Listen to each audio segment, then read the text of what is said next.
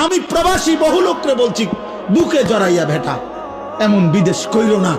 16 বছর তুমি বেটা কষ্ট করে বিদেশ করো, তোমার একটা একটা ঘাম, একটা একটা টাকার মধ্যে, রিয়ালের মধ্যে বেটা তার ঘামে ভিজা, তার কষ্টে ভিজা, তার কলিজাটা পানি করে ফেলছে।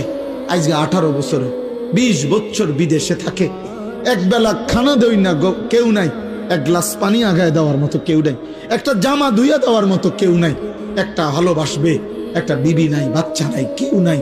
বেচারা অসহায়ের মতো 12 ঘন্টা ডিউটি করে আইসা ফিরে থাকে রুমের মধ্যে, মন চাইলে দুগা খায়, মন চাইলে শুইয়া থাকে ক্লান্তিতে। আবার ডিউটি টাইম হয়ে যায়, কে খাইবো কে রাঁধবো? এত কিছুর বিনিময়ে তোমার স্ত্রী দেশে বাজারে বাজারে ঘুরে গেরাম চুক্তি বেড়াইতে লগে কথা কয়, তোমার ছেলে নামাজ পড়ে না, তোমার মেয়ে অসৎ চরিত্রবান, চরিত্রহীন কোন লম্পটের সাথে হারাম প্রেম করছে, আর তুমি বিদেশ করতে আসো।